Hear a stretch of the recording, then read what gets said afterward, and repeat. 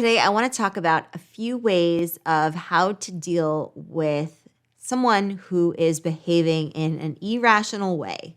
How can you have an emotionally intelligent conversation and maybe even an argument if it gets to that? All right, let's get into it.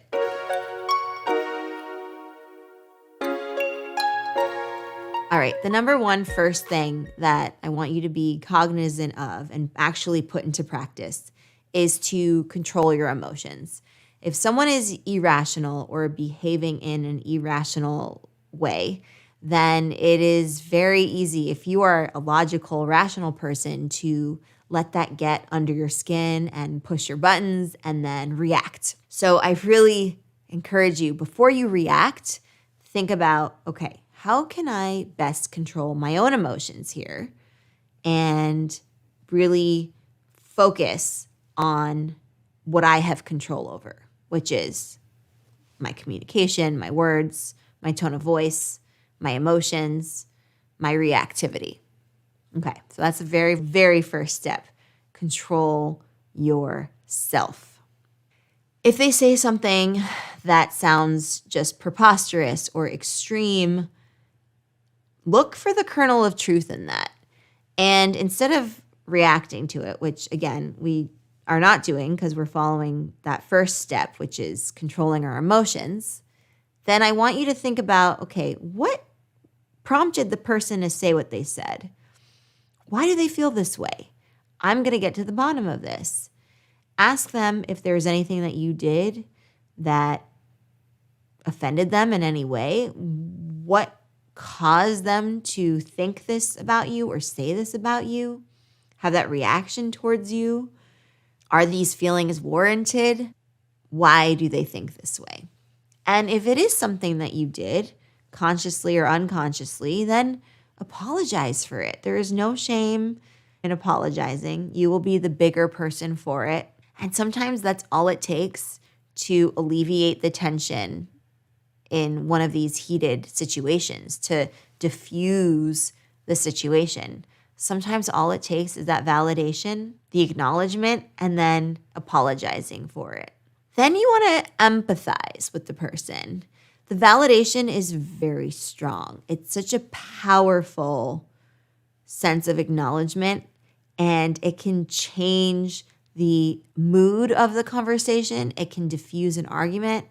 And it is so important for someone who feels like they're not being seen, they're not being heard, they're lashing out because of those reasons. They might not feel seen or heard. And when you validate them, you are telling them, I see you, I hear you, and I'm trying to understand. So that second part there of trying to understand, that's where the empathizing comes in. So really trying to put yourself in their position, understanding what are the emotions that are bubbling up in them, what is the cause of those emotions, and trying to inch your way to better get inside their headspace. And doing this by uncovering what could be ailing them. They themselves might not know. They might have that irrational fear or that irrational behavior, expressing such behavior because they're afraid of something or they're stressed about something or worried about something. So if you can help them uncover what that is going to be very powerful to help you get to the bottom of a problem. Maybe you help them understand that it's something that has to do with work. Maybe it's something that has to do with lacking some sort of introspection. They didn't take enough time to sit down with themselves, so to speak, and think about their priorities, or feeling that sense of burnout. Why is it that they feel that sense of burnout? What have they done or not done in the way of self-care that has caused them to get to that point of burnout? And now they're lashing out on you. Helping them see what could be the issue and holding their hand and guiding them, so to speak, can be very powerful in this regard. And not just diffuse the situation, but help them get a better sense of clarity on the issue. And if it has to do with you, then, they might say, I don't actually despise you. It's just that your reaction was such that got me really upset. Or I don't actually mean what I said. I shouldn't have said that.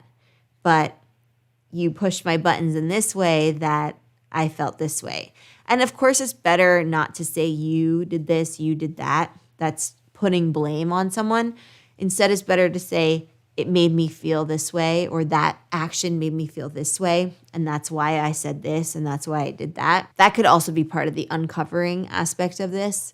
But in general, it's better to avoid you did this, you did that. Just keep that in mind. If there's a way that you can find to phrase something where it takes that pronoun you out of it, much better. It'll help calm the person who's upset, and also it's just a better practice of communication in general. And lastly, focus on the future, finding a solution for the future. Sometimes people have the same arguments over and over again. The argument about the blue carpet, the argument about money, the argument about children, the argument about schools, whatever it is, whatever people tend to argue a lot about. And I just said the blue carpet as a placeholder argument. Let's say you're just constantly fighting over a blue carpet that one person chose and the other person doesn't like, or whatever it might be. And if you're finding that you're having the same arguments over and over again, it's probably because you're dwelling on the past. There are certain things that might have happened that are these markers in time that just get caught in the mix, and they constantly get highlighted and reiterated without ever solving anything. Instead, you want to start to focus on the future. So we're done with the past. We cannot change what we've done in the past, but we can change what we will do in the future. So using the previous failures, previous arguments, the circle of the arguments that we're having over and over again, that cycle, and using that as a teachable moment for how things are going to be different in the future, how we are going to change our behavior, change our perspective, change our communication patterns and our communication style to create a different, better outcome. And that, again, is going to be a conversation. It's not just you who's going to be doing this. It's both you and the person that you're arguing with, the person that might have exhibited some irrational behavior, in which case, that might have been what precipitated the argument at that time. So how can you be future focused? How can you take the teachable moments of previous arguments, previous failed attempts at reconciliation, and move the needle forward by doing something different? That is the operative word there. You need to do something different in order to achieve a different outcome. So I encourage you to have these deep conversations, these important conversations with people that are important to you, and think about what you are both going to do differently to create a different, better outcome and prevent a situation in the future from happening where one person is irrational and lashes out, or both people are irrational and lash out on each other. And it comes down to being able to control your emotions, listen attentively and actively and empathetically, have the conversations that you might not always want to have, but are imperative if you want to keep that relationship and for the longevity of the relationship.